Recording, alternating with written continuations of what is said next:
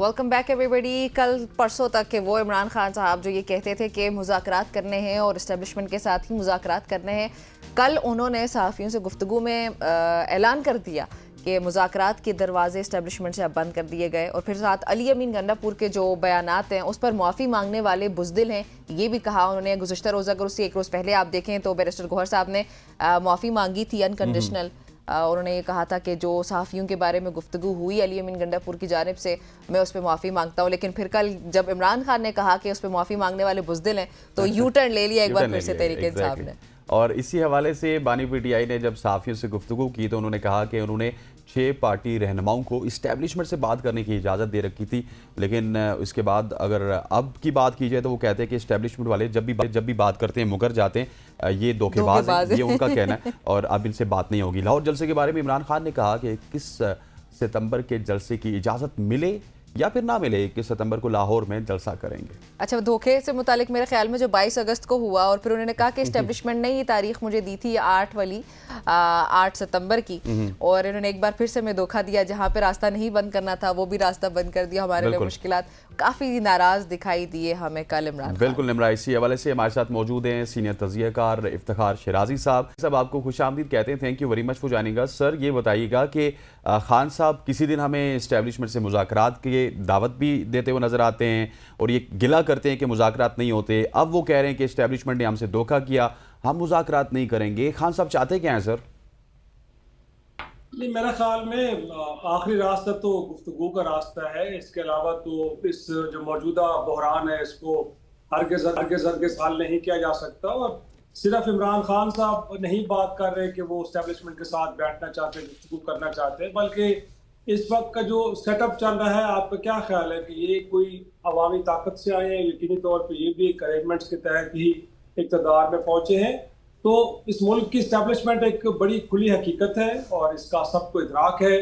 हाँ, ये ज़रूर है कि जब गुफ्तगू होती है तो जो कमिटमेंट्स दी जाती हैं तो लोग इस बात की तवक्को करते हैं कि जो आप कह रहे हैं इसका मतलब यही है कि जो आप कह रहे हैं, और आपको उसी अंदाज में आगे बढ़ना चाहिए और चीज़ों को हल करने के लिए एक संजीदा कोशिश जिसका एक इम्प्रेशन दिया जा रहा है, बट अमलन वैसा नहीं होता। तो जाहिर सी बात है, हमने इससे पहले भी देखा है जो साबिक वज़ीर-ए-आज़म थे, बिलखसूस मियां नवाज शरीफ साहब, कि जो बड़ी गारंटीज के साथ लोगों को लेके आते थे लेकिन बाद में गिला करते हुए नजर आते थे, और उनको भी यही गिला होता था कि जो उनके साथ कमिटमेंट्स होती हैं वो बाद में पूरी नहीं होती। तो मेरा ख्याल में हम ये नहीं कह सकते कि इमरान खान साहब इस वक्त जो 180 का शिफ्ट ले रहे हैं, कभी वो कहते हैं कि गुफ्तगू करनी है, कभी वो दरवाजे बंद कर देते हैं। आपको याद होगा कि जब मियां नवाज शरीफ साहब भी बैरून मुल्क थे और उनको लग रहा था कि उनको डिच किया जा रहा है, उनके साथ जो कमिटमेंट्स है पूरी नहीं हो रही थी, तो मुस्लिम लीग नून ने एक सर्कुलर जारी किया था। अपने लोगों से यही कहा गया था कि अब एस्टेब्लिशमेंट के साथ कोई बातचीत नहीं करेगा, कोई गुफ्तगू नहीं करेगा। लेकिन उसके बाद आपने देखा है कि क्या वो जमात वहां पे रुकी रही? नहीं रुकी रही। उसके बाद बैकडोर राब्ते हुए, उसके बाद एक नई अरेंजमेंट के साथ वहाँ हुकूमत में बैठे हैं। तो मेरा ख्याल में इमरान खान साहब भी ये चाह रहे हैं कि मौजूदा क्राइसिस को हल किया जाए। शायद हमें लगता है कि उनकी नीयत दुरुस्त है, बट ये है कि दूसरी जानिब से वो रिस्पांस नहीं मिल पा रहा। जो इंप्रेशन की शक्ल में उनके सामने आता है वो हकीकत में कुछ और होता है। तो यकीनी तौर पे इसको लेके लोग डिस्टर्ब होते हैं और फिर इस तरह की स्टेटमेंट देखने को मिलती हैं। लेकिन मेरे ख्याल में अगर कल को फिर कुछ संजीदा शुरुआत होती है तो फिर खान साहब कहेंगे कि बिल्कुल वो बैठ रहे हैं और वो भी कर रहे हैं और किसी मसले को हल करने के लिए जो उनकी तरफ से इनपुट है दरकार वो देंगे। सही। अच्छा शिराजी साहब, आज पार्लियामान में क्या होने जा रहा है? हुकूमत जुडिशल पैकेज ले आएगी, आज एक्सपेक्टेड यही है। जो आईनी तरमीम इन्होंने करनी है वो आज करने में कामयाब हो जाएंगे? आपको क्या लगता है, नंबर्स पूरे कर लिए?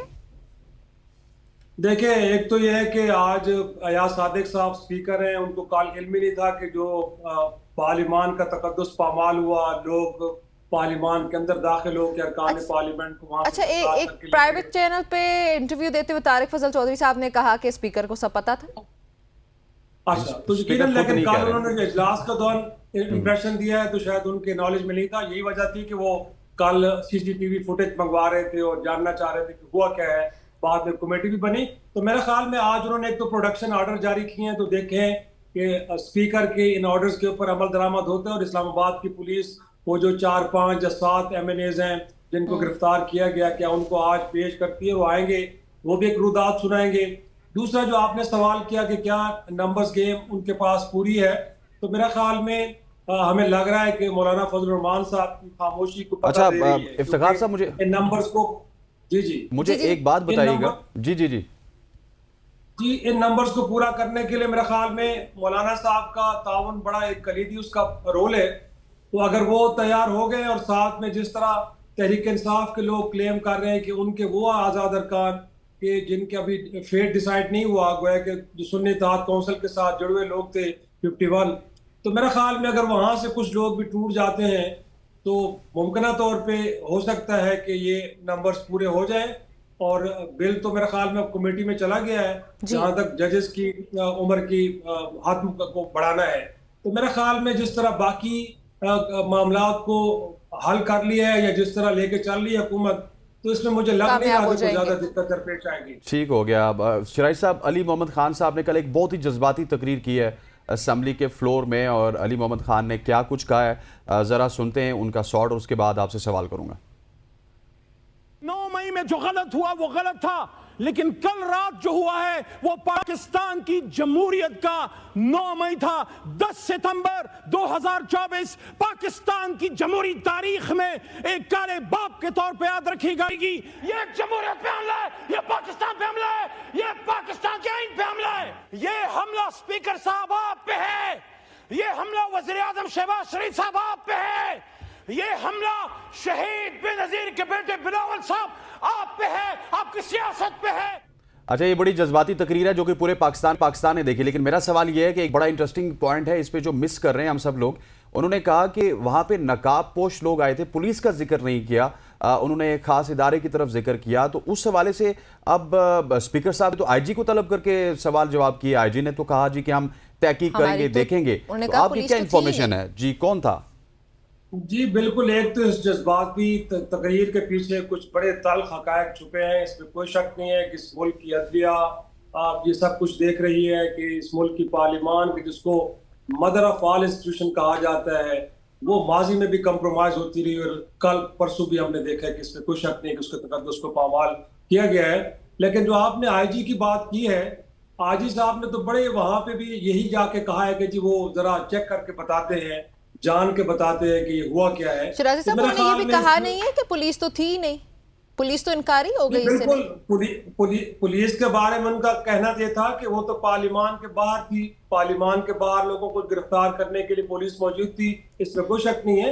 लेकिन मैं तो ये कह रहा हूं कि एक इस्लामाबाद की पुलिस का इंचार्ज या उसके साथ हम कह लें कि जो डिस्ट्रिक्ट एडमिनिस्ट्रेशन है, अगर उनको भी मालूम नहीं है, फिर अगला सवाल तो ये है कि जो कौमी असम्बली की अपनी सिक्योरिटी थी वो है कि वो लोग कहाँ थे।